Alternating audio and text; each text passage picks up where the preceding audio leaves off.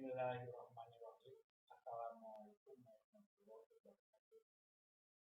Alhamdulillah, pada hari ini kita dapat bertemu lagi dalam video pembelajaran ini. Bagaimana kabar kalian? Sehat-sehat bukan? Mudah-mudahan semuanya ada dalam keadaan sehat walafiat. Amin ya rabbal alamin. Anak-anakku sekalian, kalian harus tetap bersemangat walaupun kita belajar dari rumah. Baiklah, pada hari ini kita akan belajar tentang pewarisan sifat pada makhluk hidup atau yang dikenal dengan genetika. Ini masuk ke bab ketiga semester 1 kelas 9. Anak-anakku sekalian, agar kalian dapat memahami materi ini, silakan simak penjelasan berikutnya.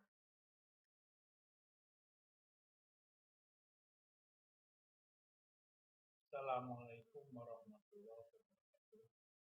Pada hari ini kita akan membahas bab ketiga, pewarisan sifat pada makhluk hidup atau genetika. Adapun kompetensi dasar dari bab ini 3.3, menerapkan konsep pewarisan sifat dalam pemuliaan dan kelangsungan makhluk hidup. 4.3, menyajikan hasil penelusuran informasi dari berbagai sumber terkait tentang tanaman dan hewan hasil pemuliaan. Tujuan pembelajaran yang akan kita capai setelah mengikuti proses pembelajaran, peserta didik diharapkan dapat: yang ke-1, peserta didik mampu menjelaskan istilah-istilah dalam persilangan. Yang kedua, peserta didik mampu mendiskusikan prinsip kerja hukum Mendel 1.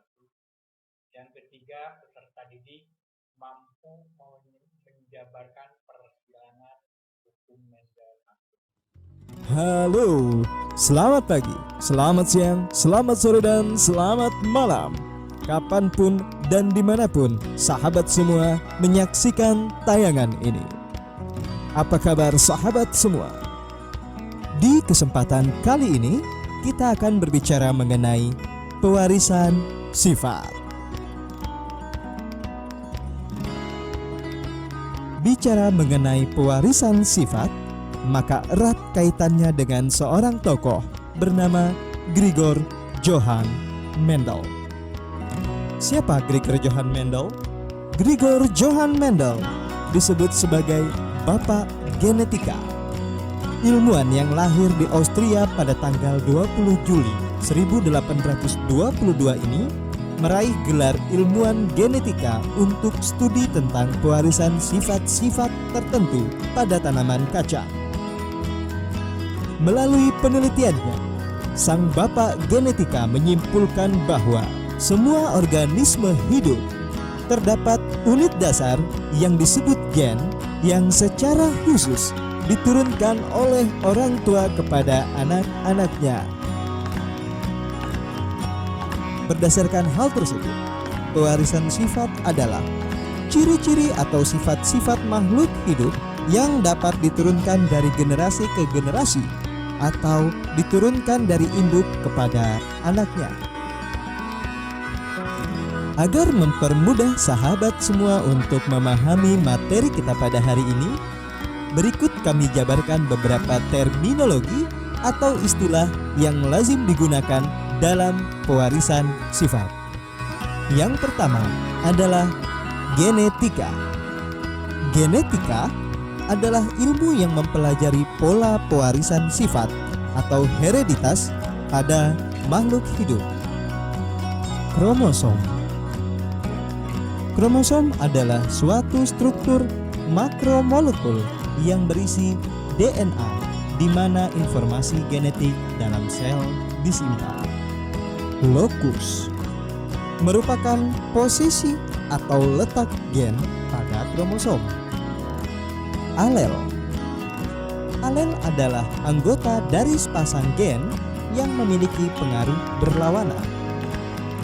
Terbagi atas alel dominan dan alel resesif.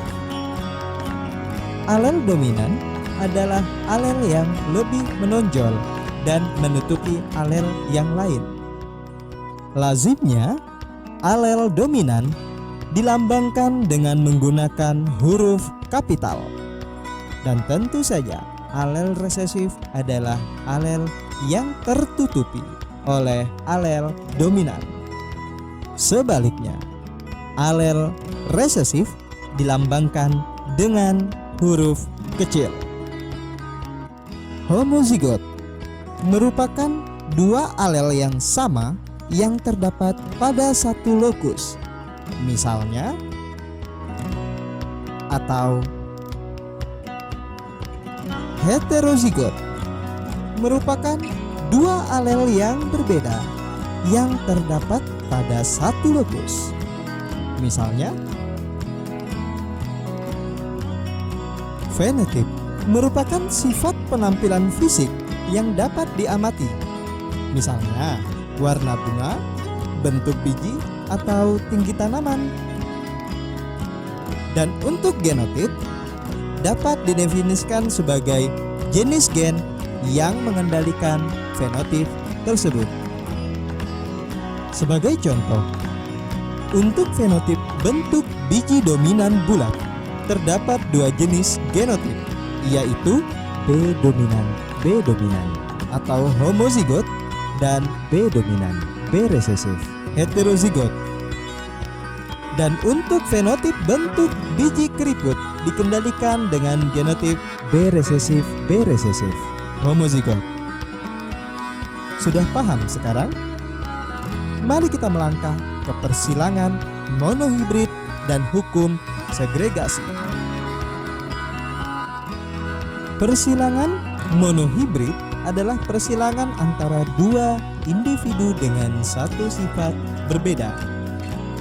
Pada hukum satu Mendel atau disebut juga sebagai hukum segregasi bebas, dinyatakan bahwa pasangan alel akan bersegregasi secara bebas pada pembentukan gamet. Untuk memahaminya, perhatikan diagram berikut. Ketika Mendel menyilangkan antara tanaman kapri galur murni berbiji bulat bergenotip B dominan dengan tanaman kapri berbiji keriput bergenotip BB, ternyata semua keturunan atau fenotip 1 adalah tanaman kapri berbiji bulat dengan genotip B dominan B resesif. Selanjutnya, Mendel menyilangkan tanaman F1 dengan sesamanya. Ternyata hasil dari persilangan tersebut diperoleh perbandingan fenotip 2 atau F2 75% bulat dan 25% kerut. Dari diagram tersebut, kita juga dapat melihat bahwa pada percobaan monohibrid, perbandingan jumlah genotip yang ada adalah 1:2:1. Sedangkan untuk jumlah fenotip adalah 3:1 dengan rasio 75% bulat dan berbanding 25% berkerut. Materi bab ketiga tentang pewarisan sifat pada makhluk hidup. Bagian pertama telah selesai. Nanti kita lanjutkan dengan bab yang sama atau bagian kedua atau lanjutannya.